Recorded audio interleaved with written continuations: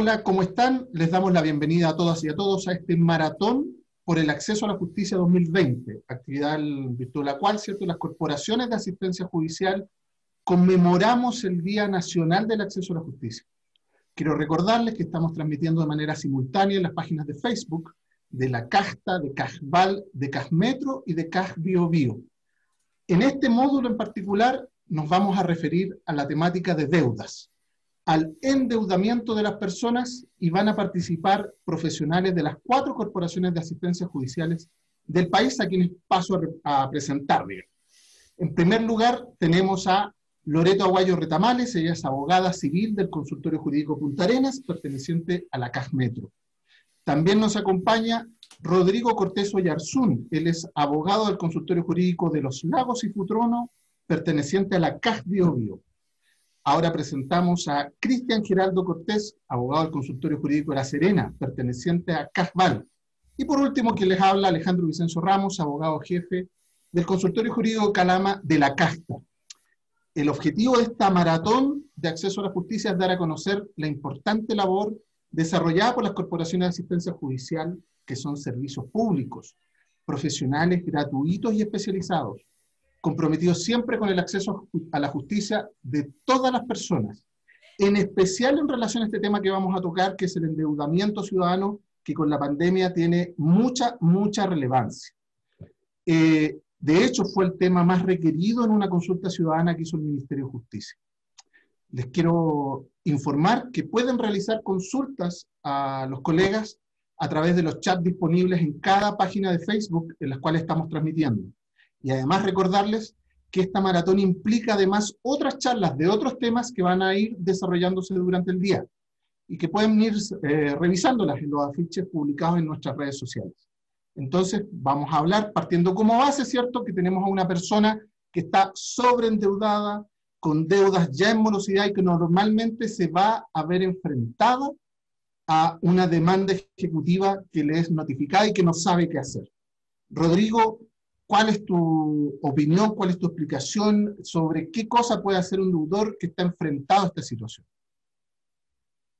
Hola Alejandro, ¿qué tal? Mira, súper importante porque en los tiempos que estamos viviendo, la cesantía y el agobio de las deudas a muchos de nuestros compatriotas o ciudadanos, ¿no es cierto?, los está afectando directamente.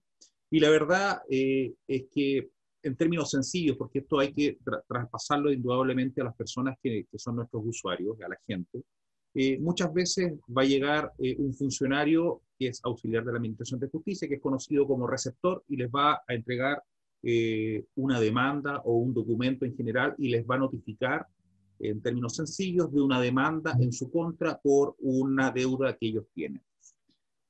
Y aquí es súper importante la actitud que ellos puedan tomar, porque ellos técnicamente tienen 4 posturas que pueden adoptar.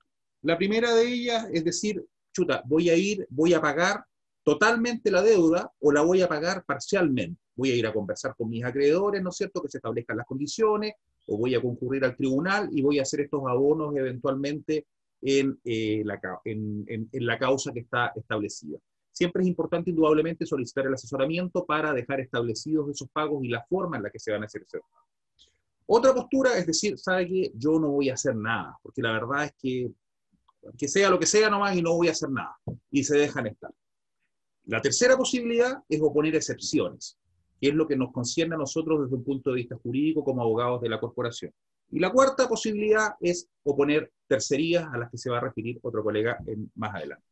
Ahora bien, respecto a la oportunidad para oponer excepciones, es súper importante que la gente tenga en cuenta que estos juicios ejecutivos son juicios en los que no se tiene que declarar nada, son juicios forzados y por lo tanto son juicios comprimidos o juicios más bien con los tiempos súper acotados, ¿ya?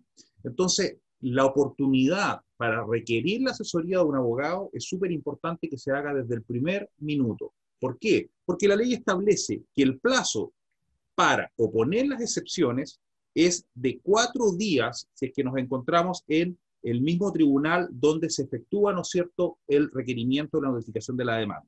Ese plazo se puede ver aumentado, ¿no es cierto?, a 8 días si es que estamos en una jurisdicción diferente o en una comuna diferente respecto de la cual tiene asiento el tribunal. Pero en síntesis vamos a hablar desde 4 a 8 días, por lo tanto son días hábiles, días de lunes a sábado, ¿no es cierto? Son plazos acotadísimos, por lo tanto es súper importante que la gente, desde el momento que toma la decisión de oponer excepciones, de contratar un abogado, de buscar un abogado, en este caso como nosotros de la Corporación de Asistencia Judicial, es que lo haga súper rápido. ¿Cuáles son las excepciones que nosotros podemos presentar? Están contempladas en el Código de Procedimiento Civil, artículo 464, y se grafican, la verdad es que son un sinnúmero de oportunidades que el deudor tiene, por lo tanto siempre existen oportunidades jurídicas que se pueden presentar. La verdad es que la doctrina las ha considerado como excepciones dilatorias y perentorias y están señaladas en el punto, como le digo, en el artículo 464 del Código de Procedimiento Civil.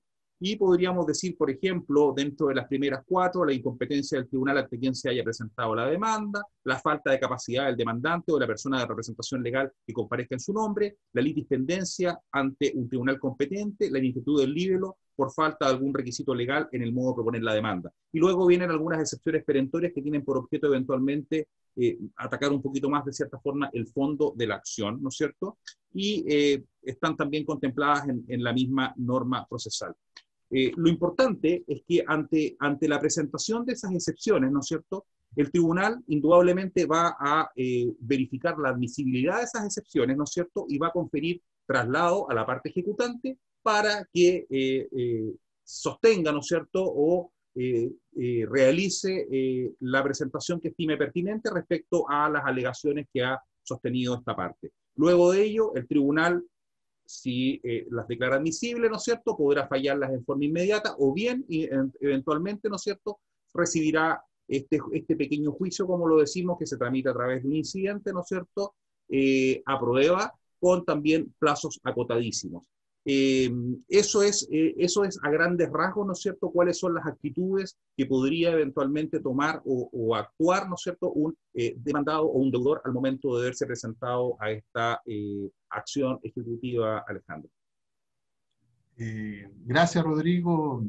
Colegas, ¿alguna consulta en relación a este tema que es tal vez el más lógico dentro de la situación de una persona que tiene deudas, que es verse enfrentado, ¿cierto?, a demandas ejecutivas de parte de sus acreedores, normalmente créditos de consumo, retail, etcétera, digamos? ¿Qué piensan? Rodrigo, quiero preguntarte, creo que lo mencionaste en el relato que ya hiciste, pero creo que es súper importante que le dejemos a la gente más o menos claro desde cuándo se cuenta este cómputo y cuánto es el plazo para poder presentar esta excepción.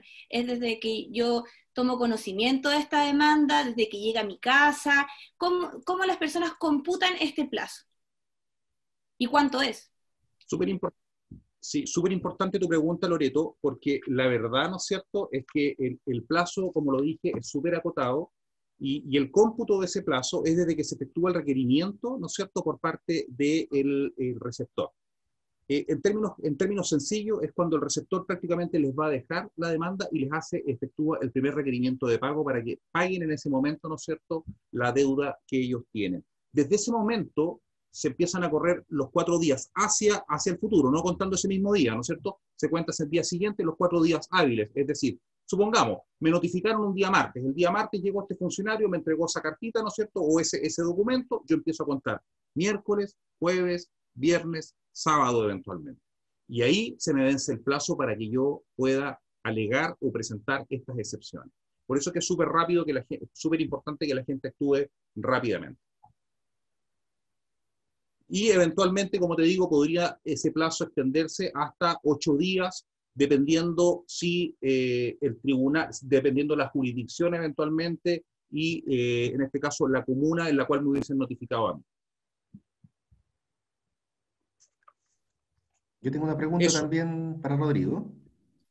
Me interesa si nos puedes explicar las actitudes que puede adoptar el tribunal al momento en que se presenta esta oposición de excepciones. ¿Qué actitudes puede adoptar el tribunal?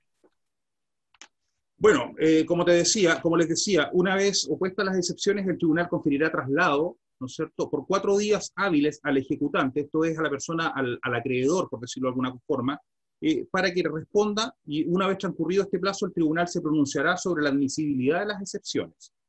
Si se declara inadmisible, recibirá la causa prueba o dictará sentencia definitiva según sea el caso.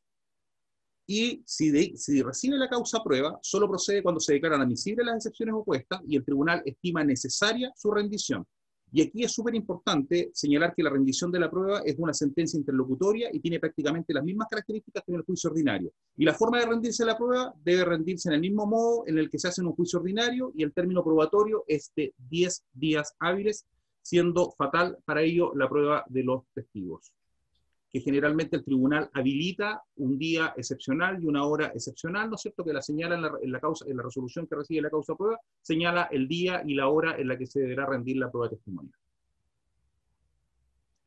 Eso es a grandes rasgos. Oye, Rodrigo, a propósito de las excepciones, ¿cierto?, que puede poner el deudor, y tú algo mencionaste, ¿qué es lo que más te toca ver a ti como excepciones que puedas oponer en representación de los usuarios de la corporación en la que tú estás trabajando? La verdad es que nosotros, la excepción que más recurrimos es la concesión de esperas, ¿no es cierto?, y prórrogas de plazo. Muchas veces se ha producido, ¿no es cierto?, el deudor no es deudor porque le nazca la frescura de serlo en el fondo. El deudor es deudor porque está agobiado por una situación económica que lo tiene aquejado, ¿no es cierto?, y muchas veces busca repactar, replantear esa deuda, ¿no es cierto?, con los acreedores. Recurre a las oficinas, ¿no es cierto?, muchas veces de los propios acreedores, luego de esas oficinas traspasan esos cobros a algunas empresas de cobranza, ellos van, muchas veces suscriben, ¿no es cierto?, acuerdos de pago, ¿no es cierto?, y en definitiva esos acuerdos de pago quedan plasmados a través de documentos con la concesión de esperas o prórrogas de plazos para efectos de iniciar estas acciones ejecutivas. Y en ese sentido nosotros generalmente es la excepción que más oponemos, ¿no es cierto?, porque la gente, como lo digo, no es deudora porque le nazca hacerlo, sino porque, como lo digo, están siendo agobiados por una situación económica que los afecta de manera inmediata y directa, ¿no es cierto?, y de la cual no pueden hacer frente en este momento. Esa es, en términos generales, la que nosotros más presentamos. Bueno, ya vimos lo que es el tema judicial propiamente tal, pero pasa bastante que a las personas les embargan bienes por deudas ajenas.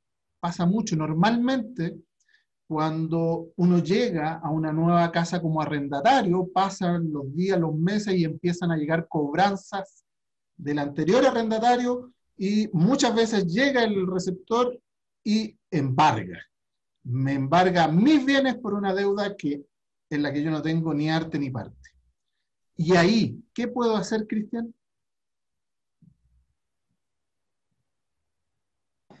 Gracias, Alejandro.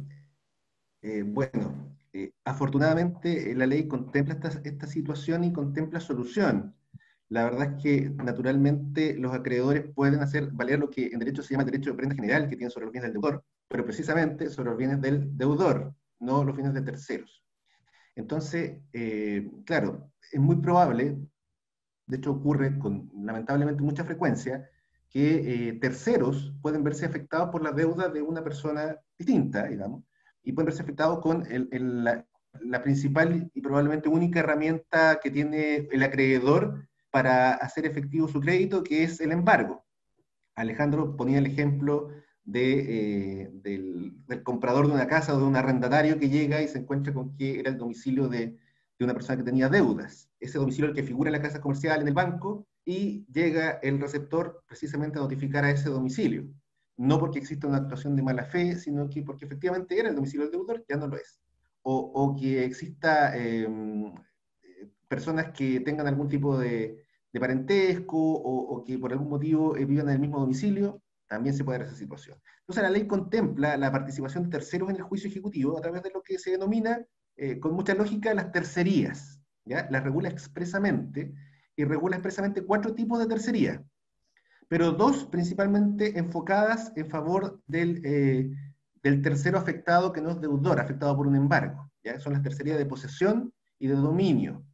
Además, el Código de Procedimiento Civil regula las tercerías de prelación y de pago, pero estas dicen más bien relación con otros acreedores que puedan alegar alguna preferencia o puedan querer concurrir al pago de la obligación en base a los mismos bienes que se están embargando.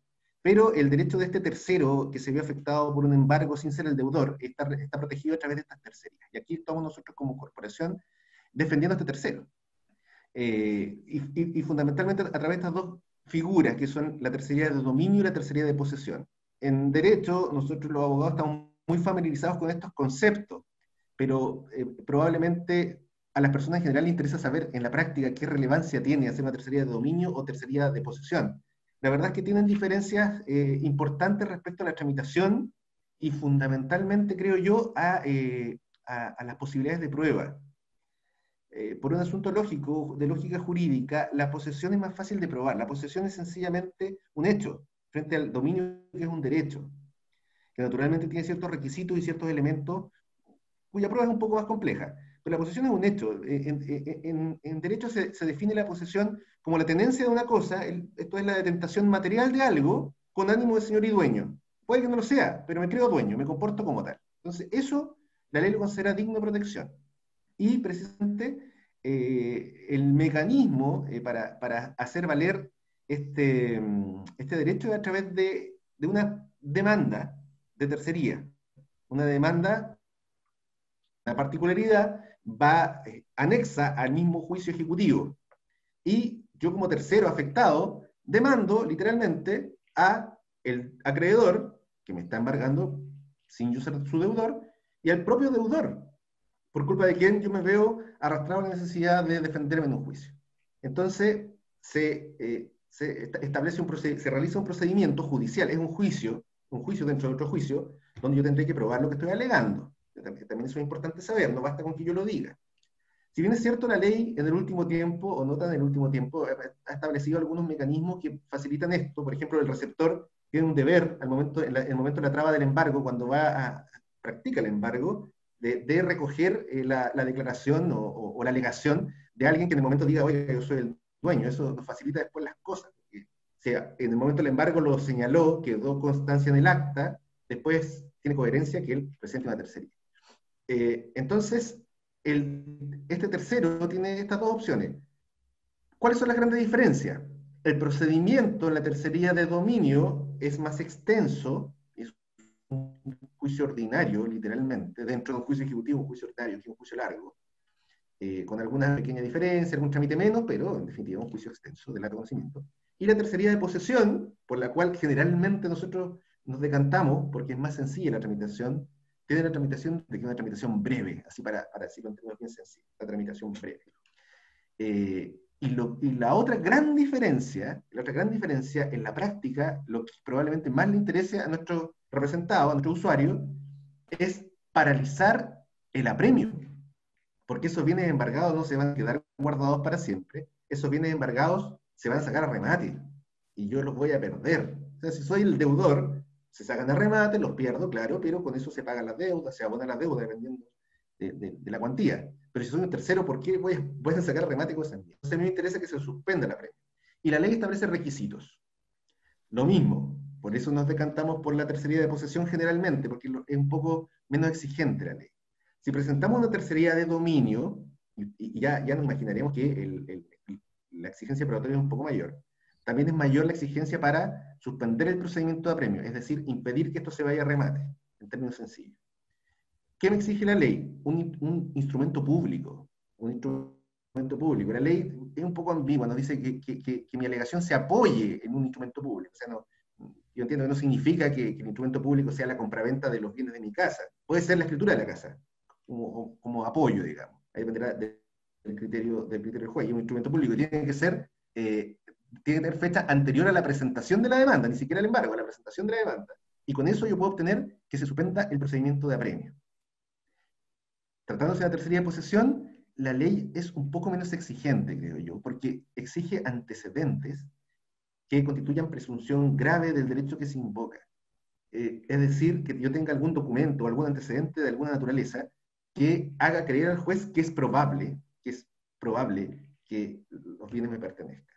Podrá ser también la escritura de la casa, podrá ser boleta de esos bienes, que genera un tema probatorio, porque las boletas tienen cierto valor para el juicio, pero a lo mejor poco valor para el juicio, pero sí me sirven mucho para suspender el procedimiento.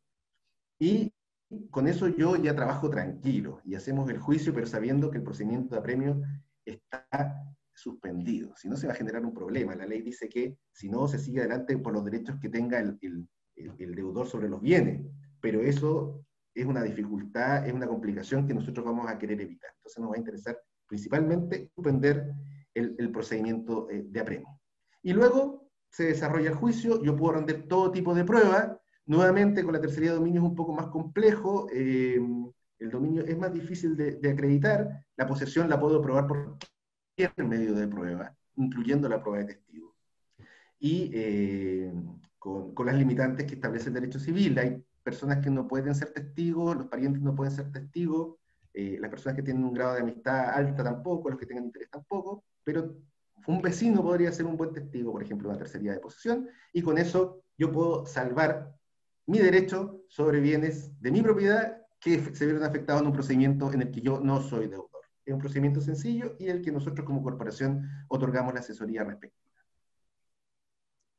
Colega, en relación a lo que ha comentado Cristian, que es bastante interesante y además de alta aplicación, digamos, regular por nuestros consultorios, ¿tienen dudas, tienen consultas, a fin que Cristian aclare algún concepto? Sí, Cristian, ¿es posible que yo como ya me notificaron, pueda interponer una tercería preventiva, esto quiere decir antes del embargo? A ver, es una pregunta bastante común, de bastante interés, porque probablemente yo voy a estar advertido antes del embargo de que viene algo malo en mi contra, porque me va a llegar una notificación. Cuando comentó Rodrigo anteriormente de cómo empezaba este juicio, puede que llegue una notificación a mi casa, y claro, acabo de comprar mi casa o acabo de arrendar mi casa y la notificación viene a nombre de un tercero. Los métodos para comprobar domicilio no son muy exigentes, o sea, el receptor puede preguntar a los vecinos, y los vecinos vieron a la persona 2 días antes, y dice, sí, vive ahí el caballero, y resulta que no saben que yo me acabo de cambiar, entonces me llega la notificación. Entonces se da mucho esa pregunta. Lamentablemente, hay que pasar el mal rato del embargo, porque la tercería es sobre bienes determinados. Entonces, yo no sé qué me van a embargar, yo no puedo alegar, presentar una tercería sobre bienes que no han sido embargados aún, lo que lamentablemente es incómodo, pero si bien es cierto, y tal vez en algún tribunal se puede dar algún criterio distinto, pero la verdad es que en general se entiende que para embargar bienes, o sea, para presentar una tercería, tiene que ser sobre bienes determinados que estén embargados, es decir, que estén, y para aclarar también el punto, que también es de confusión a veces para los usuarios, el embargo no es el momento en que se llevan las cosas de la casa, sino es el momento en que el receptor los anota. Esa lista yo necesito para presentar el embargo. Y desde ese momento yo puedo, pero para presentar la tercería, desde ese momento ya podría ser. Rodrigo. Sí, a ver, Cristian, tú hablaste de principalmente 2 tipos de tercerías, tercería de dominio y tercería de posesión. ¿Es posible que yo como deudor pueda obtener un resultado favorable ante el tribunal si es que no tengo algún documento para acreditar este dominio o esta posesión? Bueno, la verdad es que aquí claramente hay que distinguir, como se suele decir en nuestro rubro, ¿cierto? La verdad es que, como lo señalé anteriormente, la tercería de posesión es menos exigente en materia probatoria, eh, pero la tercería de dominio también depende a ver, nosotros tenemos un sistema registral respecto o de prueba de dominio a través de documentos, fundamentalmente respecto a los bienes inmuebles, ¿ya? La respuesta en general a la pregunta sería que es posible que yo obtenga una sentencia favorable sin documentos, no es un requisito sine qua non, ¿ya? O sea, no tengo boleta, llega el usuario y nos dice, ¿puedo hacer algo? Y la verdad es que sí. Vamos a tener un problema, no menor, como le comenté anteriormente, para suspender el procedimiento de apremio. Probablemente ahí sí necesitemos documentos, ¿ya? Pero si no contamos con documentos, sí podemos rendir otro tipo de prueba y perfectamente podemos obtener una sentencia favorable en la tercería con prueba de testigos. Así que la respuesta es sí, puedo obtener una sentencia favorable si presento una prueba como corresponde y si estoy bien asesorado, sin necesidad de documentos. Gracias, Cristian. Oye, Cristian, y si por casualidad soy pariente del deudor, digamos, esa circunstancia, ¿es un impedimento para que podamos interponer, cierto, una tercería? es una situación, Alejandro, bastante común, por ejemplo, sobre todo cuando los hijos están mayores y ya comienzan a actuar en el mundo, digamos, ya tienen su trabajo, ya tienen acceso a crédito, y es posible que haya un embargo por deudas de un hijo respecto a los padres. Es muy común, yo creo que a nosotros nos pasa mucho en las corporaciones que llegan las personas consultando, oye, ¿sabe que tengo una deuda de mi hijo? O por deudas originadas en estudios, por ejemplo. Entonces, en ese caso, la verdad es que no es impedimento. El derecho de prenda general es sobre los bienes del deudor. Hay responsabilidades por deudas de terceros o por obligaciones de terceros en casos muy excepcionales. Por ejemplo, las obligaciones de menores de edad, pero esto más que nada va para el lado extracontractual. La verdad es que los menores de edad no tienen acceso a crédito, por ejemplo, pero no es impedimento el parentesco. De hecho es muy común que sean padres o hijos respectivamente por deudas de los otros, y es perfectamente válido. Donde hay alguna complicación es con el tema del matrimonio, donde eventualmente la sociedad conyugal puede hacer que el acreedor pueda exigir el patrimonio de la sociedad, que se confunda en definitiva. Pero en términos generales sí es posible presentar tercería aunque la deuda sea de un pariente. Gracias, Cristian. Muy clara la explicación. Esperemos que a la gente también le haya quedado claro que puede hacer cosas. Ahora, es importante, ¿cierto?, tener claro que los deudores tienen derechos. Y eso como que se ve un poquito a veces disminuido, porque vemos que los procesos de cobranza judicial tienen etapas prejudiciales donde las empresas, ¿cierto?, de cobranza abusan de estos derechos que la misma ley les reconoce para efectos de iniciar sus procesos de cobro. Y en estos casos, Loreto, ¿cuál es tu opinión en relación al tema de los cobros abusivos, pero en general sobre los derechos del deudor frente a sus acreedores? Muchas gracias, don Alejandro, por la pregunta. Es súper importante también que nosotros como deudor, yo ya contraje una obligación, como señalaba anteriormente Rodrigo, las personas pueden estar tan apremiadas de deudas, circunstancias económicas, laborales, que le impiden poder seguir pagando sus obligaciones contractuales. Entonces, estas personas ya se encuentran adeudadas y pueden existir acciones extrajudiciales, las que presentan generalmente las casas comerciales, las empresas crediticias, financieras, o a veces estas mismas instituciones se las entregan a empresas externas de cobranza para que hagan los trámites para cobrarnos a nosotros como deudores. Esa es la extrajudicial. También tenemos otra vía, que es la judicial, cuando ya nos encontramos frente a un procedimiento ante tribunales de justicia. Nosotros tenemos que tener claro como deudores que tenemos derechos y son garantías que nos establece la ley. Por ejemplo, voy a mencionar algunos de los casos que se dan mucho en la práctica, en la corporación, de personas que son deudores y llegan con diferentes dudas, inquietudes de respecto de cuáles son sus derechos y hasta dónde pueden ejercer sus derechos también los acreedores, ya que ellos son quienes generalmente al tener mayores, por ejemplo, abogados en empresas más grandes, generalmente tienen más acceso a poder presentar acciones judiciales, y el deudor se siente un poco minorizado o inferior frente a la postura de aquel acreedor.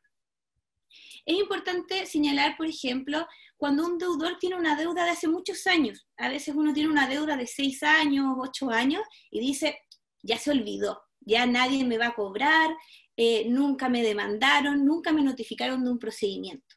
Entonces dicen, esta deuda quedó en el olvido, ya pasó, pasé en blanco. Y después este mismo deudor se acerca a un banco, y cuando se acerca al banco pide un crédito de consumo, y el banco le dice, no, usted no puede pedir un crédito de consumo. ¿Por qué? Porque usted está en el boletín comercial, usted tiene esta deuda que es de hace 7 años. Entonces la persona dice, pero si esta deuda era tan vieja, nunca me la cobraron, ¿qué puedo hacer en ese momento? Entonces, para eso existe la institución jurídica, que es la prescripción. La prescripción es una institución que tiene que tener 2 requisitos copulativos. Es súper importante, porque muchas personas piensan que solamente el transcurso del tiempo hace operar la prescripción. Pero no es solamente el transcurso del tiempo, que por regla general en las deudas es de 5 años. También tiene que existir otro requisito, que es que ésta sea alegada. ¿Alegada ante quién? Ante un tribunal de justicia. Entonces, cuando cumplimos estos requisitos, existe un procedimiento judicial y posteriormente una sentencia favorable en favor de este deudor, vamos a lograr solicitar que esta empresa crediticia bancaria pueda sacarnos del boletín comercial y también pueda cesar de llamar por teléfono cobrándome, de mandarme mails, mandarme cartas cobrándome estos dineros que el tribunal ya decretó que están prescritos. Otra de las circunstancias muy asociadas a lo que recién mencioné es lo que ocurre cuando me empiezan como deudor a llamar. Me llaman una vez al mes, me llaman 1, 2, 3, o a veces hasta 4 veces en el mismo día. Me llaman en la mañana, a la hora de almuerzo, y yo me siento un poco hostigado por parte de esta empresa, porque si bien sé que tengo esta deuda, me llaman constantemente. La ley aquí también establece garantías. Yo como deudor también tengo derechos. Y como deudor tengo el derecho a que me llamen en ciertos días determinados por ley y en horarios determinados por ley. La ley establece que me pueden llamar para realizar las cobranzas de lunes a sábado. Y también los horarios son desde las 8 de la mañana hasta las 20 horas. Y muy importante es señalar, porque es una de las causales por las cuales más hay denuncias en el CERNAC, es producto a que los acreedores, estas casas comerciales, estas empresas, empiezan a vulnerar la intimidad familiar de la persona. Llamar en otros horarios para hablar con la mamá, como la mamá es una adulta mayor, ella se siente apremiada, hostigar a este grupo familiar, que mi empleador llamara a mi teléfono del trabajo para que mi empleador sepa que yo tengo una deuda con una entidad bancaria. Esto no procede, y si llega a ocurrir, es posible como deudor que yo realice las denuncias respectivas en el Servicio Nacional del Consumidor, ya sea a través de la página del CERNAC o de forma presencial en las oficinas del mismo servicio. También nos puede ocurrir, nos pasa mucho en la corporación, que la gente tiene una demanda notificada, la notificación de la que hablábamos hace unos minutos con Rodrigo, que va al receptor judicial a notificarme a la casa. Hay un procedimiento, inclusive el receptor judicial viene a embargar los bienes, como señalaba Cristian, anota en una hoja los bienes de mi casa, anota mi refrigerador, mi lavadora, mi televisor, y realiza el embargo. Y después yo nunca más me entero de nada. Puede pasar meses, años, ya mi refrigerador puede ser que ni funcione, y yo no sé qué hacer con el refrigerador si el refrigerador está embargado, pero nunca más tuve información de la causa, nunca más me notificaron de nada. Es importante que la gente sepa que las causas no son para toda la vida. El tribunal no va a tener las causas de forma eterna. Los procedimientos tienen que cumplirse dentro de ciertos plazos, y en caso de que ya hayan pasado estos plazos, el deudor tiene la acción para poder solicitar el abandono del procedimiento. ¿Qué es este abandono? El abandono es la sanción que otorga el tribunal bajo su resolución en virtud de la inactividad que haya tenido la parte demandante, en este caso el acreedor de mi deuda. Entonces, como ha pasado cierto transcurso de tiempo, yo puedo solicitar el abandono y esta causa termina. ¿Ya? Entonces yo no voy a seguir en este limbo eterno de una causa en la que no sé cuándo va a poder terminar. Esto es súper común, porque hay muchas causas de juicio ejecutivo que se presentan ante tribunales, pero es mucho menor el porcentaje que termina en un cumplimiento, en un remate, porque a veces las deudas son un monto muy inferior en lo que se puede llegar a encontrar en la casa para embargar. Por ejemplo, mi televisor, mi refrigerador, y mi deuda en realidad era de 3 millones de pesos. Entonces no vale la pena, a veces para la parte demandante, llegar a un remate de estos bienes. Y eso es algo que pasa mucho en los procedimientos judiciales. Y por último, quiero señalar otra práctica que tienen estas entidades externas de cobranza principalmente, que se da mucho a nuestros usuarios, que es la situación de cuando a las casas nos llega una carta. Esta carta, si nosotros la vemos, tiene una demanda que cumple con todos los requisitos formales de una demanda. Y adicional a esta demanda, viene una carta que dice: espero que prontamente se pueda acercar a nosotros a fin de renegociar, repactar y no tener que seguir con este procedimiento judicial.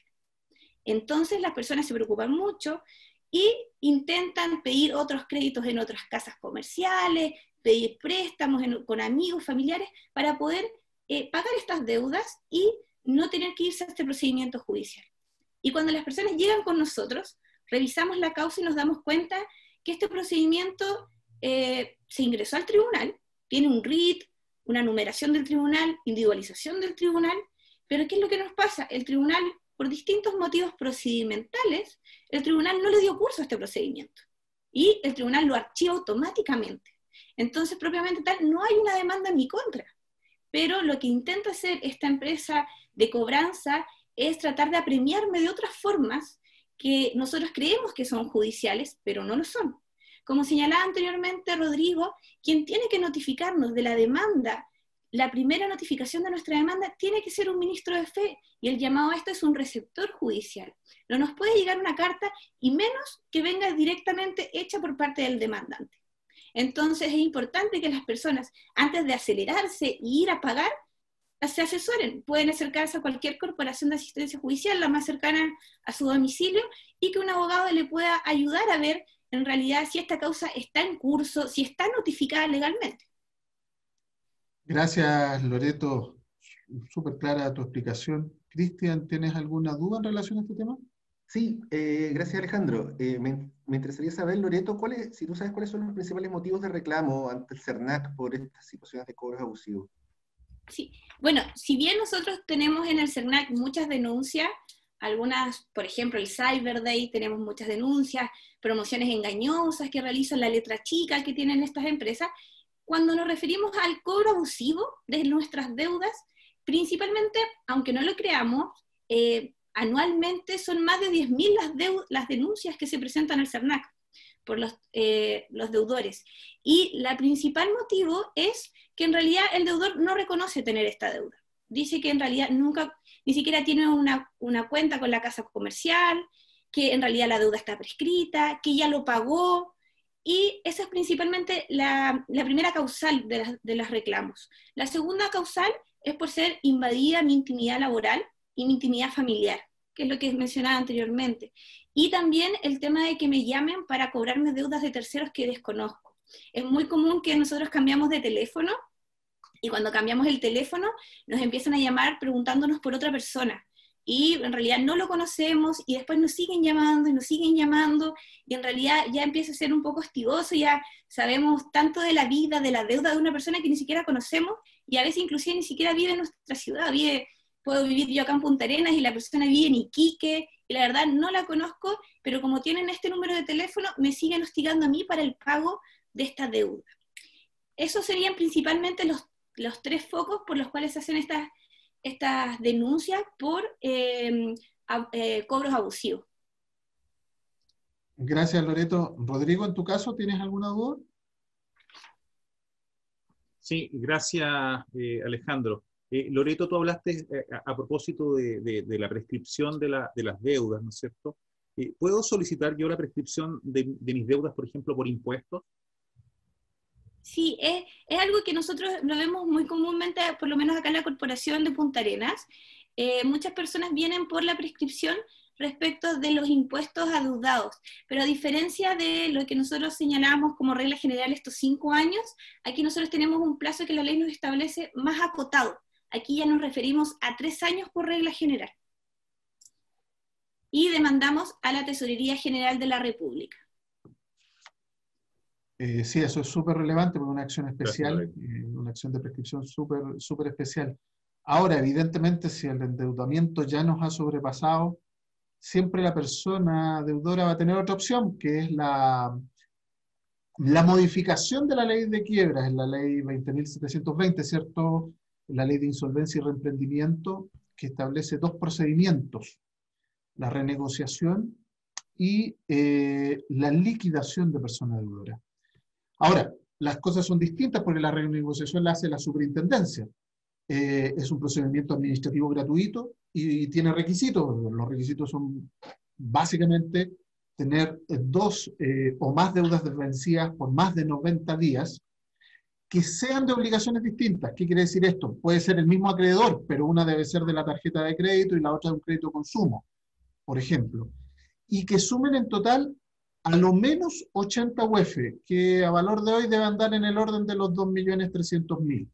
Y el otro requisito para renegociar es no haber sido notificado de una demanda ejecutiva o de otra liquidación forzosa. Es muy importante entender que la renegociación es una vía cuando yo tengo ingresos y si bien es cierto no me alcanza para pagar todas las deudas que tengo, sí puedo, si consolido mis deudas y bajo el volumen de mi cuota, pagar. Pero sin embargo, si no tengo opciones de pagar, derechamente lo que debo hacer es eventualmente iniciar un proceso de liquidación de persona deudora, es decir, esta persona natural que se declara insolvente. Y aquí hay que dejar en claro, digamos, que esta figura no es sugerida si el valor de mis bienes es por mucho superior al valor de mis deudas. Es decir, si yo tengo una casa y un auto y mi deuda es de 10 millones, lo más probable es que no me convenga hacer esto y me convenga ver otras alternativas de crédito. Pero si mi deuda es muy superior a la cantidad de bienes, la lógica indica que uno debería usar este procedimiento que me va a permitir extinguir todas mis deudas. Este procedimiento requiere patrocinio de abogado. Es súper importante que las personas lo tengan claro. No es llegar y pedir una liquidación porque la ley exige que sea patrocinada por abogados y nosotros como corporación podemos brindar ese servicio. Entonces es importante que la gente sepa que puede recurrir a nosotros para iniciar ese procedimiento. Le van a pedir ciertos documentos, los colegas que los atiendan le van a pedir una lista de los bienes que pueden entregar, ¿cierto?, para su liquidación. También los bienes que no entran en la liquidación, porque hay bienes que no entran, que son los bienes que son inembargables, como la cocina, la cama, ese tipo de cosas. También le van a pedir una lista con los juicios que tenga vigentes y el estado de las deudas indicando los acreedores y formas de contacto. Ahora, hay mucha gente que tiene la duda y dice si todas las personas pueden usar este procedimiento. Es claro que la ley establece una distinción en las personas y las personas que no pueden acceder a este procedimiento son aquellas que han emitido boletas de honorarios en los últimos 2 años. Por lo tanto, todo el resto de las personas en general podemos decir que pueden ser sujetos de un proceso de liquidación de persona deudora. Las que emiten boletas de honorario para la ley son consideradas como empresa deudora y tienen otro procedimiento. Ahora, en cuanto a las deudas que pueden entrar en este procedimiento, yo diría que son todas. Hay algunas dudas sobre el tema del crédito con aval del Estado, a propósito del proceso de liquidación de persona deudora, pero la Suprema, si bien es cierto, ha tenido un comportamiento más o menos claro en decir que no ingresan a este procedimiento. En un par de recursos de protección de hace poco, del mes de agosto de este año, la Corte Suprema falló que si las deudas eran incluidas en el procedimiento y el acreedor de este crédito con aval del Estado no solicitaba al tribunal que los excluyera, las deudas quedaban incluidas, se extinguían y por lo tanto tampoco podían ser comunicadas. Esa jurisprudencia a propósito de recursos de protección, muy particular, salieron un par de fallos en el mes de agosto del año pasado. Entonces es importante, ¿cierto?, entender que en la liquidación de persona deudora vamos a tener a un liquidador que va a ser designado por el tribunal, que va a ir y que va a chequear los bienes que uno puso en la solicitud, va a verificar si hay más, y los va a incautar. Y con los acreedores se van a poner de acuerdo en la mejor forma para subastar esos bienes, venderlos de manera directa, en realidad ahí depende de los acreedores, y con esa plata pagar todas las deudas. Alcancen los dineros o no alcancen, que es muy importante eso. Es decir, si en el remate de los bienes de la liquidación salen 1 millón de pesos y yo debía 5, el 1 millón de pesos se usa para pagar a los acreedores que alcancen y el resto del saldo de la deuda de los 4 millones queda extinto porque la ley así lo dice, sin otra necesidad. Entonces es importante tener en claro que este procedimiento es relevante, va a ser, yo creo, utilizado en pandemia de manera bastante recurrente y que las personas, nuestros usuarios, sepan que nosotros estamos en condiciones de brindar ese servicio de manera gratuita. Es súper relevante eso. ¿Alguna duda de los colegas en relación a este tema? Sí, Don Alejandro, con su experiencia, ¿cuánto puede durar el procedimiento de liquidación voluntaria? Si bien es cierto, Loreto, la ley cuando se dictó se pensó en un proceso de aproximadamente unos 8 meses. Lo cierto es que yo me he visto enfrentado a procesos de liquidación que han durado hasta casi 3 años. Por lo tanto, en rigor, entre 8 meses y 3 años, yo diría que es el margen en el que se van a mover la mayoría de los procesos de este tipo. Alejandro, tengo una Cristian, dime. pregunta. Si lo puedes aclarar. Respecto al del crédito con aval del Estado, ¿entran o no entran? En Mira, definitiva, con el este tema es proceso. súper discutido, es muy buena el debate jurídico que hay. Lo que yo sugeriría es incluirlo en el listado de deudas. Esa es la base. Para en el fondo obligar al acreedor a hacer una presentación tendiente a excluirlo. ¿Por qué? Porque si el tribunal determina su exclusión, como ha sido la regla general cuando ha pasado eso, ese crédito va a quedar fuera. Pero si al acreedor se le pasa la oportunidad procesal para pedir la exclusión, ese crédito va a estar incluido en la liquidación y la resolución de término en el fondo la va a declarar extinto. Entonces la sugerencia ahí, inclúyalo igual, que sea el juez el que diga que no.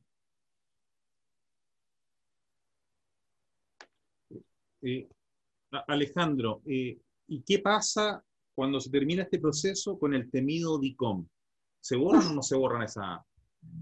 Bueno, efectivamente, una vez que este proceso termina, se dicta una resolución por el tribunal y esa resolución tiene un efecto legal que es declarar extintas todas las deudas. O sea, toda deuda que fuese contraída antes del inicio del proceso de liquidación en virtud de esa resolución termina, se declara extinta. Y esa extinción tiene otro efecto. En virtud de otra ley, que es la ley 19.628 sobre protección de la vida privada, ¿cierto? Y datos personales, porque las deudas extintas no pueden ser informadas. Por lo tanto, con la resolución de término del proceso de liquidación y las deudas que están consignadas en la causa, uno puede pedir perfectamente a estos bancos de información comercial, sean públicos o privados, como ocurre con el DICOM, que es un banco privado de información financiera, que elimine esas deudas. Por lo tanto, la respuesta es sí, sí, se pueden eliminar y por lo tanto, lo importante acá es que la persona tenga la oportunidad de volver a emprender, de volver a generar movimiento económico sin la mochila, sin la carga de lo que significa tener un DICOM hoy en día, que es casi una muerte civil.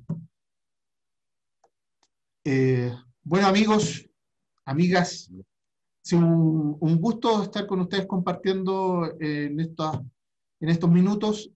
Concluimos ahora, ¿cierto?, esta conversación en el maratón, ¿cierto?, por el acceso a la justicia, que ha sido organizado por las corporaciones de asistencia judicial del país. Quiero agradecer la participación de todos ustedes, colegas, ¿cierto?, de Loreto Aguayo Retamales, de la CAS Metro, de Rodrigo Cortés Oyarzún, de CAS Bio Bio, de Cristian Geraldo Cortés, de CAS Val, que les habla Alejandro Vicencio de la Casta, y despedirnos, espero que sea hasta pronto, para tratar algún otro tema de tanto interés como fue este, del endeudamiento de las personas. Así que, bueno, un gusto haberlos saludado. Chao, chao. Chao. Chao. Chao.